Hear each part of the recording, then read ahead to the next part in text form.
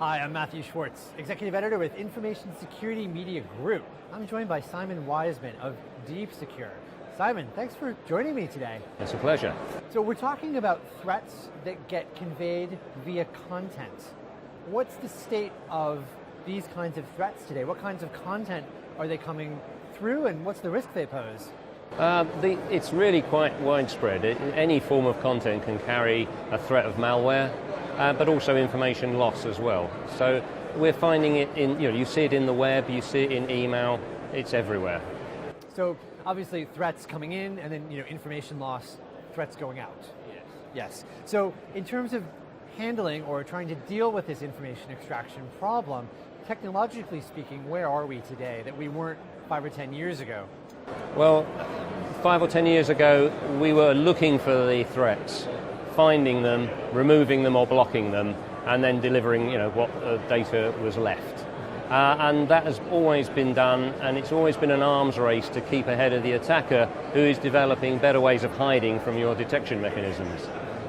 Now, but the advance, the advance is stop doing detection because the bad guys are better at it than you are. And we're looking instead at the process of information extraction. So not just detecting it, so not just detecting when they're trying to do something, but actually then, with the information extraction, what does that involve?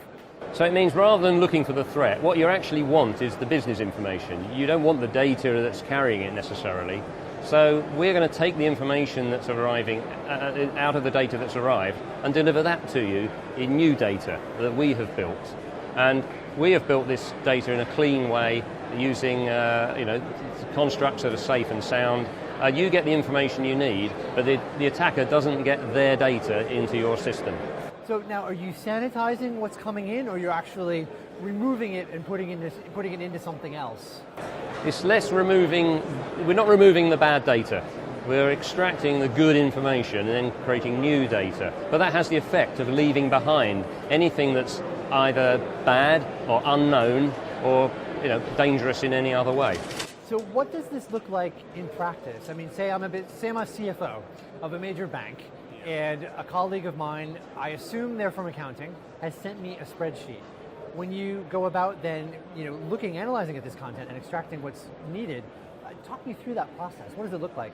Okay, so a spreadsheet arrives at the boundary, say, and what we're going to do is take the information out of that spreadsheet. That is the data in the cells, the formulas, the relationships between them, and all the sheets and so forth. And that's the information you want. And we extract that into an internal format, which we then verify is correct. And then we use that to build a new spreadsheet document that looks and feels exactly the same as the original, but the data is not necessarily the same. Now, if it's an ordinary document, it's going to be pretty much the same as what you were sent.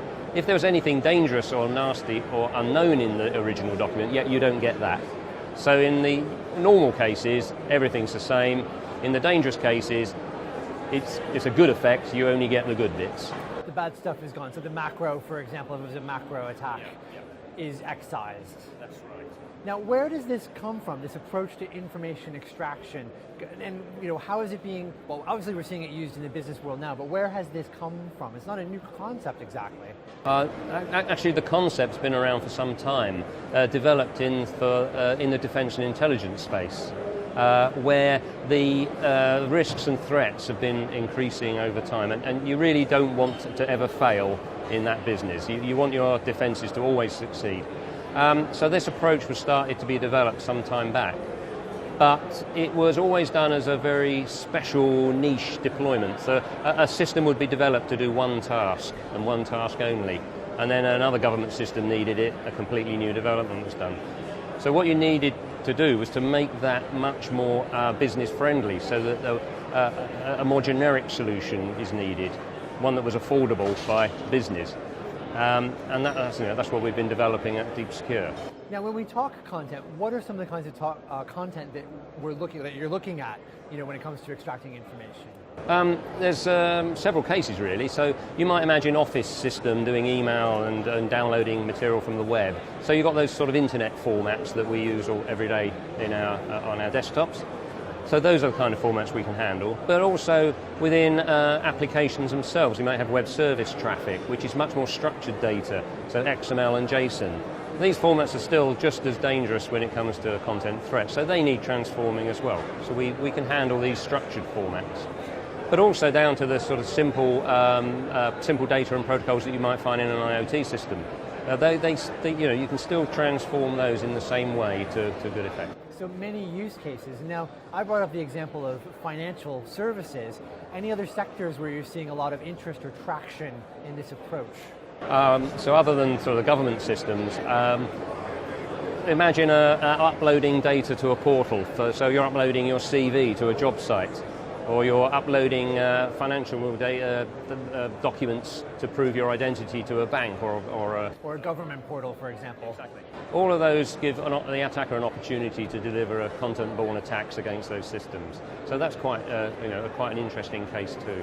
Yeah, so many cases, yes, where there's user-submitted information. Obviously, anything goes wrong, it could be an entree for the criminals or the nation states or whoever's gunning for you. Yeah, indeed. I think the boundaries of the critical national infrastructure are kind of very fluid. All sorts of systems are critical at the end of the day. It's not just the power grid and the transport networks.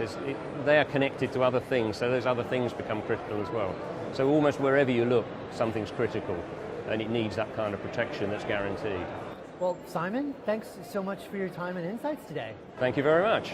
I've been speaking with Simon Wiseman of Deep Secure. I'm Matthew Schwartz with Information Security Media Group. Thank you very much for joining us.